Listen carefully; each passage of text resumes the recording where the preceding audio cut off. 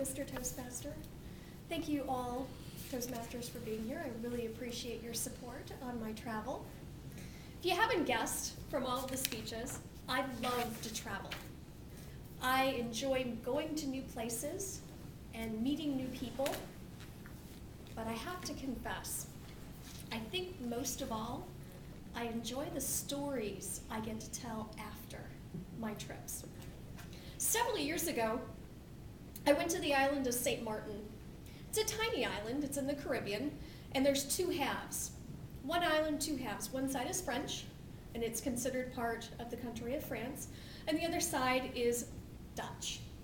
And they're very different personalities, and we were on the Dutch side. We had met a lovely couple who had lived in St. Martin for about 10 years, and they were originally from New Jersey. They still had the New Jersey accent too. But they had wonderful connections on the island. They took us to an Italian restaurant. I know, kind of odd, but we went. They said it was the best place to go, so we went to this Italian restaurant, and apparently we got to sit at the table of honor. We felt very, very fortunate. We had a lovely antipasto, and we were chatting the people next to us when our dinners were served.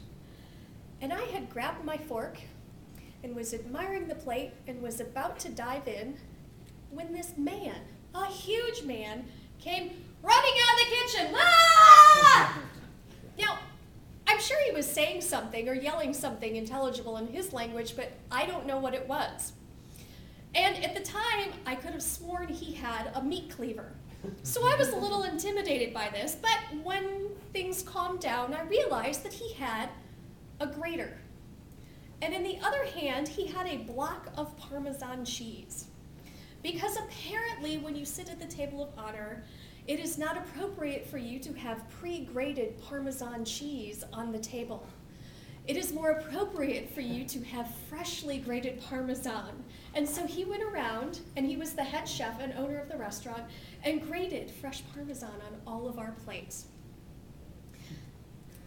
I guess I also have to say some of these stories that maybe there's a little bit of an exaggeration because, like I said, he really didn't have a meat cleaver. It was a grater. But we'll move on. Several years later, I was on a trip to Boston, staying with friends, and we were warned that there would be a visitor in the middle of the night. Very intriguing. And sure enough, in the middle of the night, the 4-year-old girl who was an occupant of the floor that we were staying on appeared like a specter at the door. Now, she was told that when there were guests in the house, she had to be very quiet.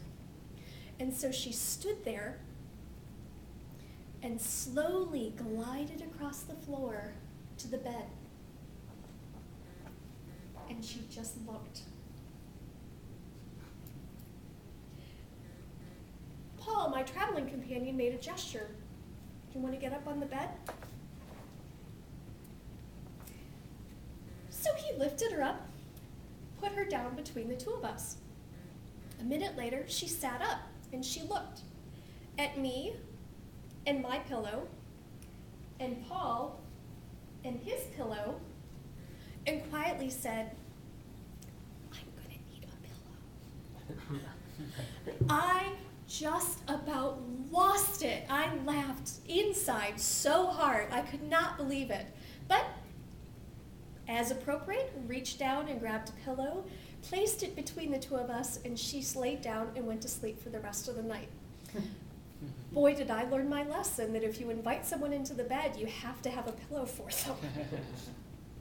Now, not all travel has to deal with miles away from your home.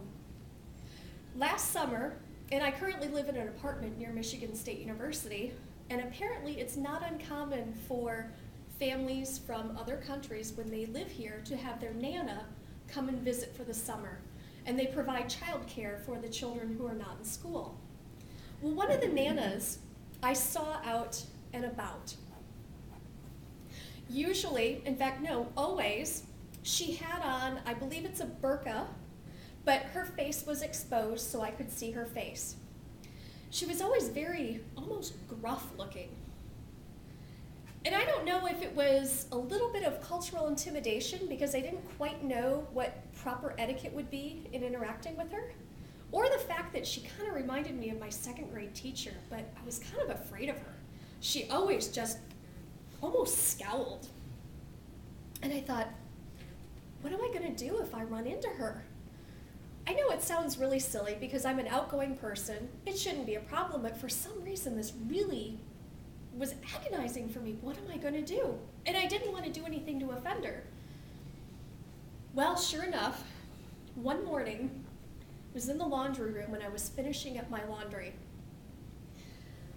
putting stuff in the basket, and I looked up, and there she was. Different things went through my mind, and then I finally thought, you know what? Forget it. Stop worrying about this. And I looked at her, and I smiled. And it was a genuine smile because it was a new person. I might as well enjoy the experience. She looked at me for a moment, and she smiled back. It was amazing. She was actually quite a beautiful woman. The smile lit up her face. She had a glow in her eyes, and it was absolutely amazing. And at that moment, one smile helped me cross thousands of miles of distance. And for the rest of the summer, I would see her periodically through the complex, and it never failed. She would stop, and she would smile, and she often waved to me. Now, I knew that we could never have a verbal conversation because I had heard her talking, and she did not speak English. And I couldn't even tell you what language she was speaking to know that I couldn't speak it. But like I said, just a simple smile in my everyday travels traversed the distance. So now I've told you 3 of my travel stories. I'm sure that I'll have many more to tell you. I still love traveling, and I consider everything to be a journey, whether it be to another country or down to the parking lot of my apartment complex. I hope you enjoy them too. Thank you. Let's take a couple of minutes to write your evaluation.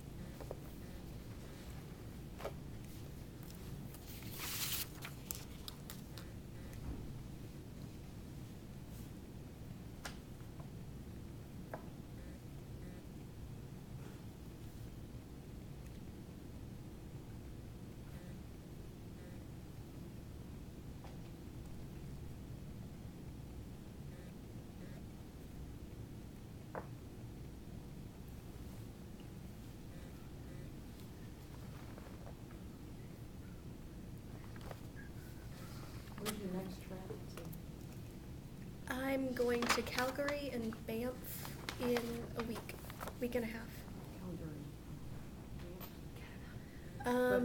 Canadian Rockies. Yeah, okay. What? Okay, I Yeah. knew it was Canada, I just. Yeah, Canadian Rockies. Oh, that'll be beautiful. Yeah, I'm looking forward to it, even though it'll be colder than I'll get out. But something new. You're gonna go skiing or Later. something there? I'm gonna go snowmobiling and then also go up and see the glacier and assorted other things. Unfortunately, the current travel companion has bad knees, so Oh, okay. I'd have to go skiing by myself. Okay, let us move on to the next part of the meeting, which is our table topics, and that's the fun part of the meeting. So let me invite our table topics master, Pam Howe. Pam?